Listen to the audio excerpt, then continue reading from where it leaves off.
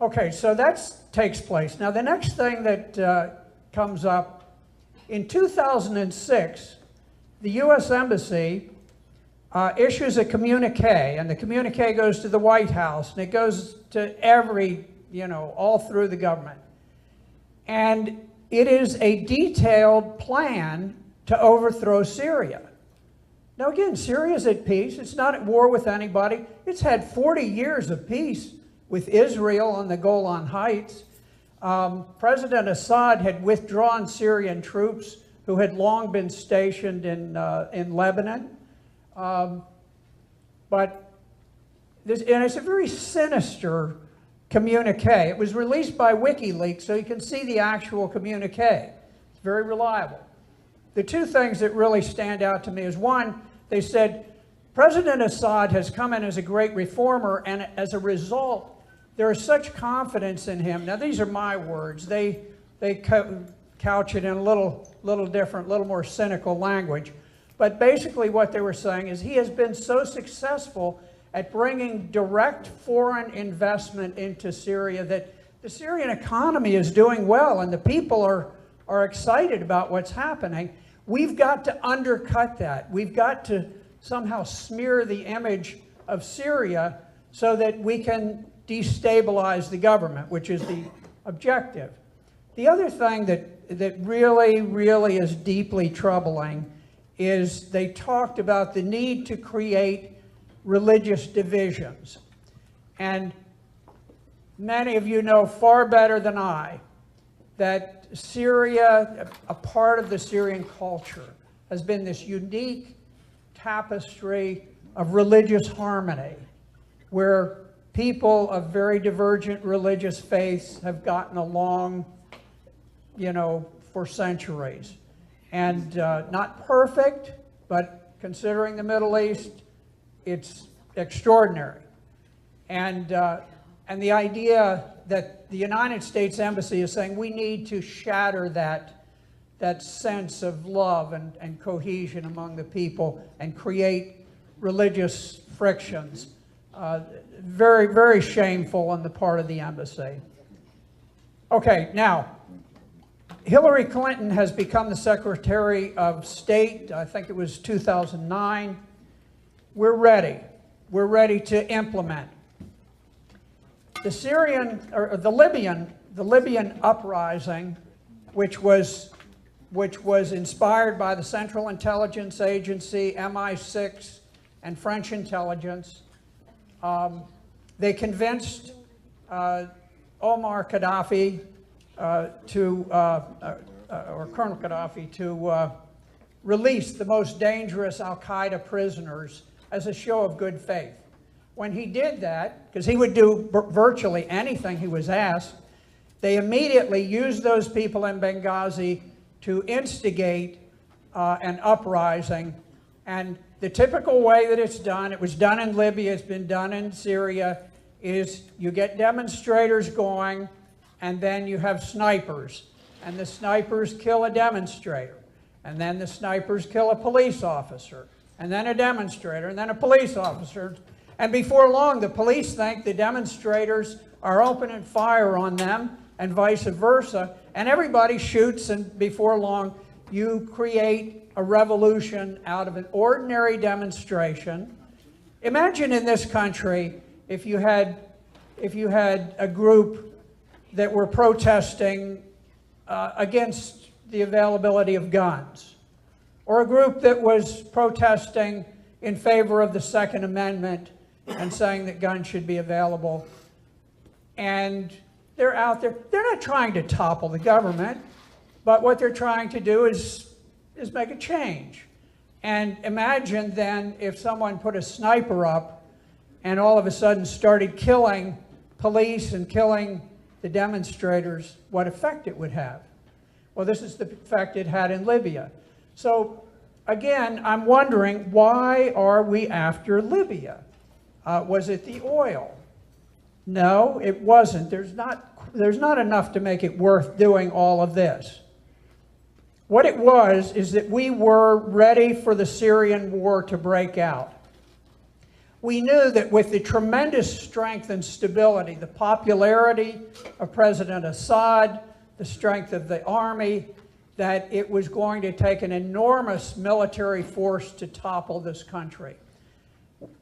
You couldn't very well have the CIA and the State Department go to the Appropriations Committee and say, look, we got this country, and it's one of the 5 safest countries on earth. It's got the best women's rights, the best religious freedom of any Arab country. It's friendly towards the United States. We must destroy them, tear them limb from limb. Please give us appropriations so that we can buy weapons. And we want to hire, by the way, we want to hire Al-Qaeda, which attacked the Twin Towers, to do it. Well, that would have been a rough sell. That would have been a real tough sell. But they worked around it. What they did is they orchestrated the Libyan uprising because Colonel Gaddafi had an enormous arsenal of high-grade, modern military weapons.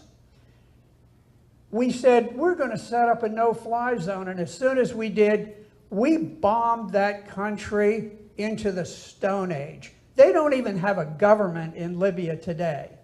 At one point, the so-called government had to meet on a ship offshore because they couldn't control a 10-acre square of the country, and we call it, oh, this is a government. So we utterly destroyed Libya, and even before Colonel Gaddafi was murdered, and he was murdered,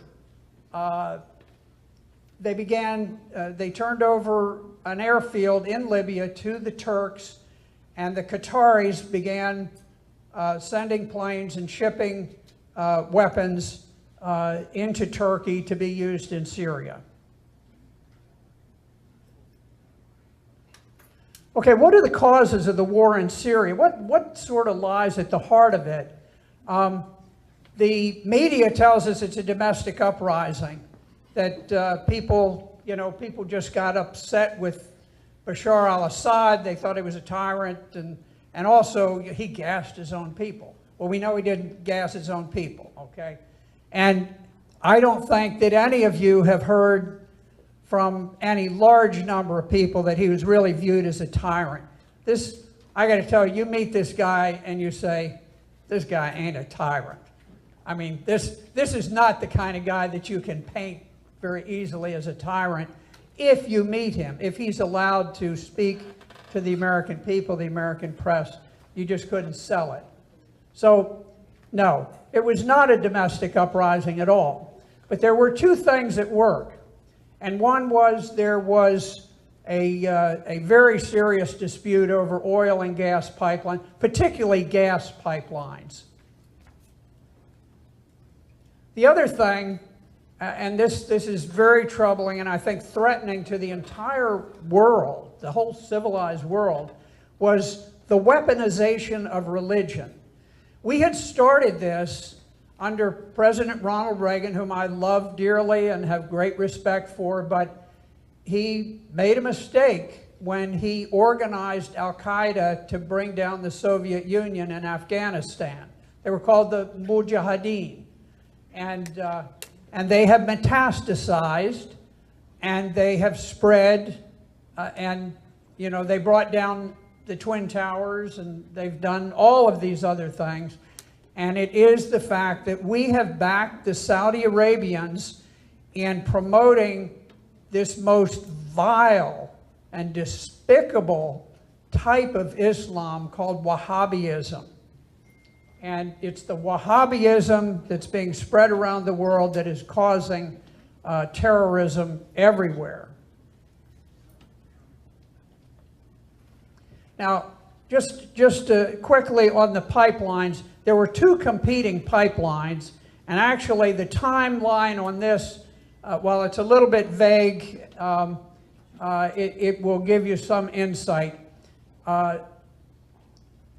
Qatar, which is essentially a bunch of barren sand dunes with gas wells. I mean, I was in Qatar, and And I asked the driver, I said, take us to the old part of Qatar. He says, there is no old part of Qatar. There's nothing. So basically, huge sand dunes. I mean, Qatar is, and I don't mean to be too critical of the country. If it were not for the politics, you wouldn't hear me say this. But it is nothing but sand and gas wells.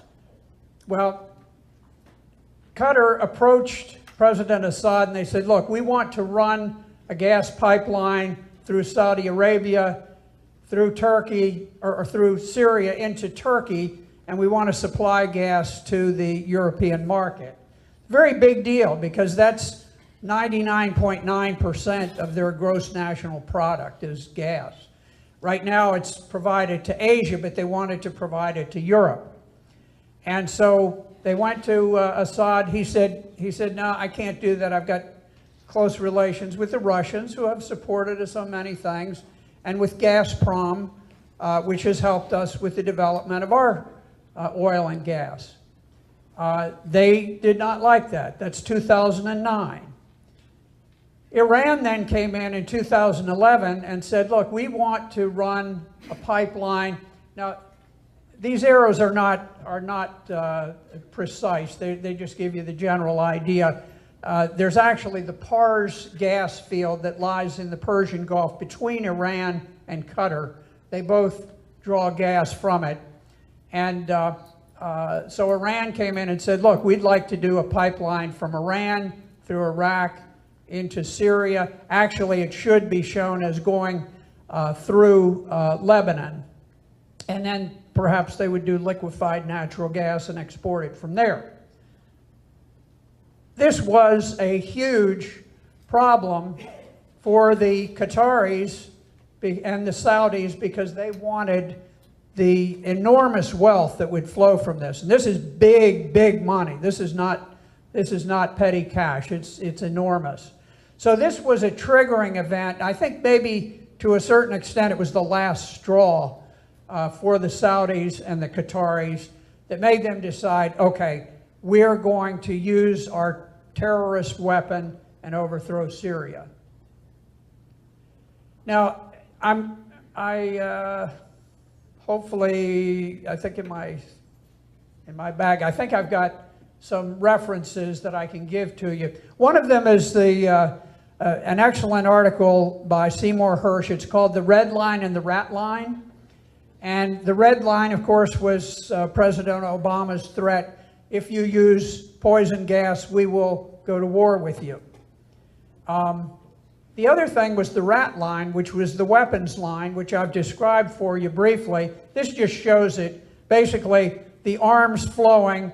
Qatar flew the aircraft into Libya, picked up captured Libyan weapons. The Libyan weapons were transported into Turkey, and from Turkey they were driven across the border into Syria, along with the jihadists to operate them. There were Syrians involved in this. There were some traitors. There were some people who were bought off, but the principal impetus throughout this war has been foreign jihadists. It has